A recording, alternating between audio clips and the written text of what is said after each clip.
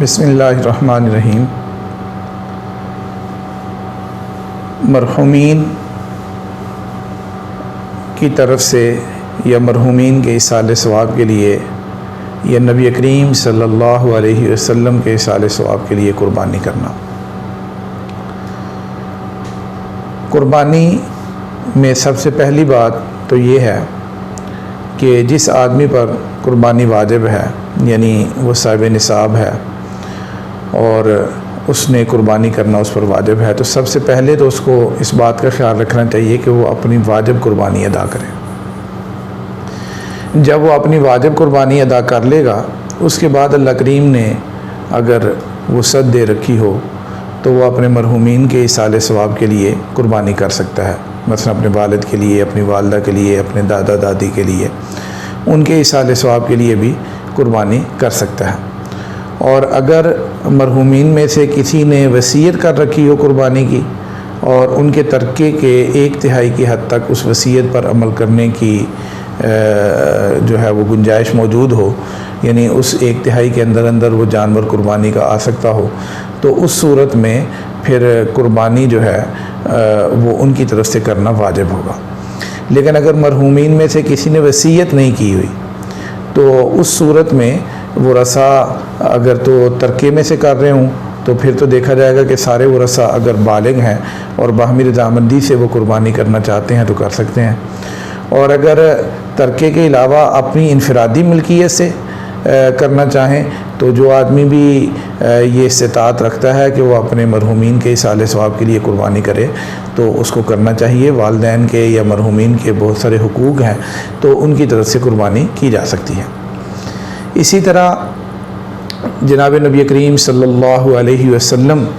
کے ایصال ثواب کے لیے بھی قربانی کرنا جائز اور درست اور بہت زیادہ مستحسن عمل ہے۔ آپ صلی اللہ علیہ وسلم کے ہم پر بہت سے حقوق ہیں، تو آپ صلی اللہ علیہ وسلم کے جتنے حقوق ہیں ان کو تو ہم چاہ کر بھی ادا نہیں کر سکتے، لیکن بہرحال آپ کے احسانات کا شکریہ ادا کرنے کی ایک صورت یہ ہے کہ آپ صلی اللہ علیہ وسلم کے ایصال ثواب کے لیے کچھ نہ کچھ اعمال کیے جائیں۔ ویسے بھی ہم امتی تو کوئی بھی نیک عمل کرتا ہے تو اس کا ثواب نبی کریم صلی اللہ علیہ وسلم کو پہنچتا ہے، اس لیے کہ ہم جو بھی نیک عمل کرتے ہیں اس سارے کا بنیادی سبب آپ صلی اللہ علیہ وسلم کی ذات اقدس ہے۔ لیکن اس کے ساتھ ساتھ وہ تو ہیں جو اللہ کریم نے ایک نظام اور سسٹم بنایا ہے کہ آپ صلی اللہ علیہ وسلم چونکہ ہمارے مسلمان ہونے کا، ہمارے ایمان لانے کا اور ہمارے اعمال اختیار کرنے کا ایک سبب ہیں، اس کی وجہ سے اللہ کریم پوری امت کے نیک اعمال میں آپ صلی اللہ علیہ وسلم کو شریک فرماتے ہیں۔ لیکن ایک ہماری طرف سے آپ صلی اللہ علیہ وسلم کے ساتھ اظہار محبت ہو جائے، آپ صلی اللہ علیہ وسلم کے احسانات کا شکریہ ادا کرنے کی جو ہے وہ ایک کوشش سی ہو جائے، تو اس میں اگر اللہ کریم نے وسعت عطا فرمائی ہو تو ضرور اس کا اہتمام کرنا چاہیے اور آپ صلی اللہ علیہ وسلم کے ایصال ثواب کے لیے قربانی بھی ادا کرنی چاہیے۔ آپ صلی اللہ علیہ وسلم نے اپنی حیات مبارک میں اپنی جانب سے جس طرح قربانی فرمائی، اسی طرح امت کی جانب سے بھی قربانی فرمائی۔ تو جب آپ صلی اللہ علیہ وسلم نے قربانی کے موقع پر ہمیں یاد رکھا تو ہم میں سے جس کو بھی اللہ نے وسعت دے رکھی ہو اس کو بھی آپ صلی اللہ علیہ وسلم کی جانب سے قربانی کرنی چاہیے۔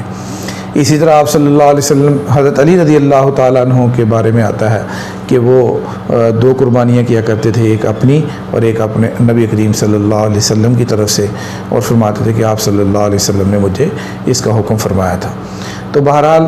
آپ صلی اللہ علیہ وسلم کے ایصال ثواب کے لیے، آپ صلی اللہ علیہ وسلم کے احسانات کے پیش نظر جن لوگوں کو بھی اللہ کریم نے